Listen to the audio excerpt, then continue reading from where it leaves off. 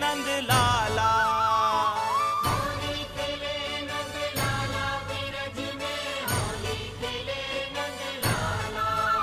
अरे होरी खेले नंद लाला बिरज में, होरी खेले नंद लाला। ताली बजा क्यों? क्या बात है, बहुत सुंदर। जो अच्छा सम्मान इस माता रानी के दरबार में माता जी की तरफ से आया है, हार्दिक स्वागत है। रंग बरसावे ऐसे ही भगवान कन्हैया ने किसी परिवार में बहुत सुंदर कन्हैया इस मंच के माध्यम से। क्या बात है। अरे होरी खेले नंद लाला बिरज में, होरी खेले। क्या बात है, देखो कन्हैया जी और राधा जी भी होली खेल रही है।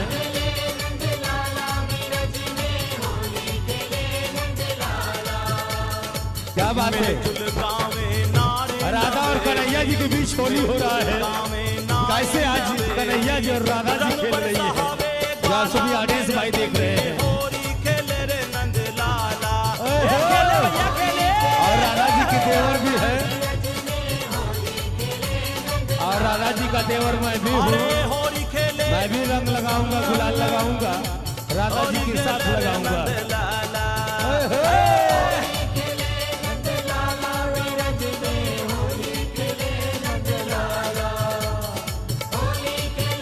सभी लोग गुलाल लगाएंगे राधा जी और कृष्ण जी को, क्योंकि होली का माहौल भी है। राधा और कृष्ण के बीच होली का एक त्योहार हो रहा है।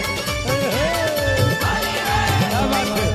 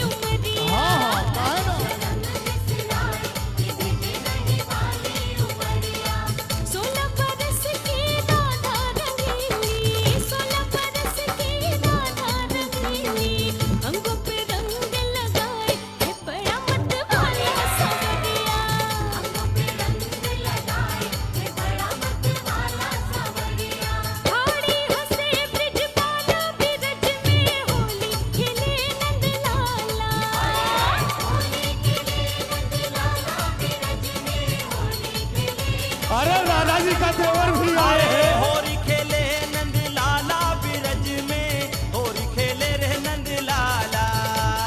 क्या बात है, बारो भैया। होली खेले नंद लाला,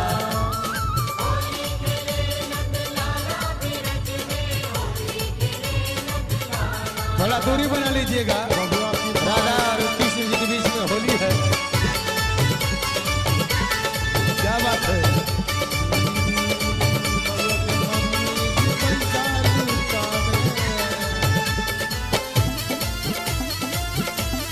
बारे मुन्ना सावन और कृष्ण जी, क्या बात है। बहुत सुंदर होली।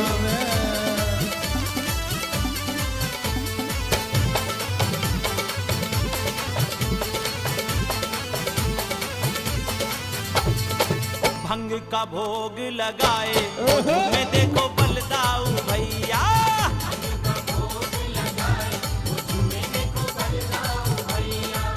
ग्वाले छेड़े रंग अंग डारे, ग्वाले छेड़े रंग अंग डारे। गोपी गावे गारी खड़ो हो मुस्कावे कन्हैया। क्या बात है। और मुन्ना सावन राधा जी को भी होली लगा लीजिए, गुलाल लगा लीजिए। पाला बिरज में होरी खेले रे नंद लाला।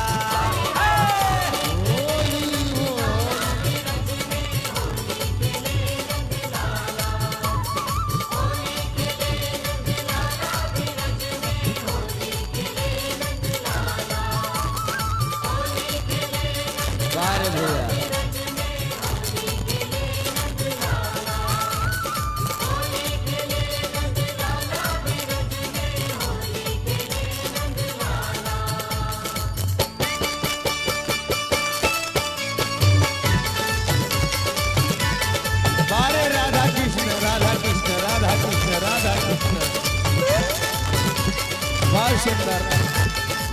राधा कृष्ण।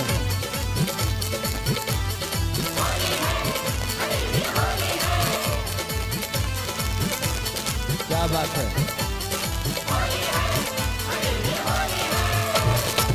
लेके हाथ कमोरी ओ रंग गई कोरी चुनरिया।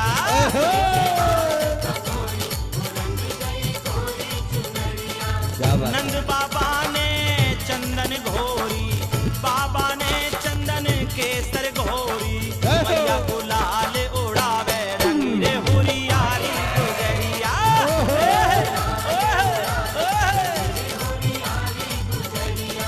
गाना बड़ा दिल वाला बिरज में होली खेले रे नंद लाला। ये मारो भैया मारो।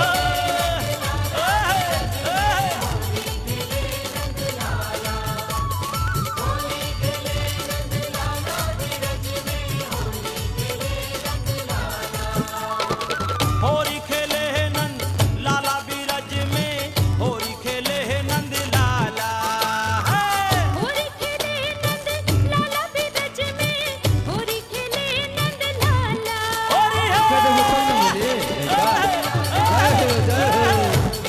अभी बकाया 501 रुपया मिली तो होली खेले है नंद ये लाला कोनो किसी से कम नहीं खेलेगा। खेले है नंद भगवान लाला। कैसे पैदा हो मिलजुल गावे नार नवेली, मिलजुल गावे नार नवेली, रंग बरसावे बाला बिरज में होली खेले है नंद जय हो लाला। जय हो।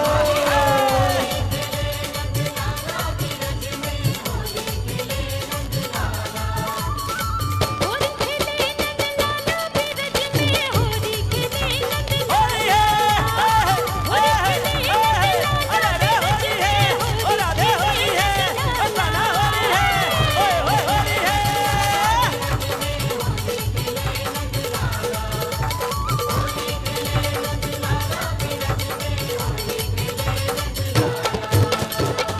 जय हो। राधा कृष्ण के बीच में एक ठे देवर कहाँ से आ गए राधा।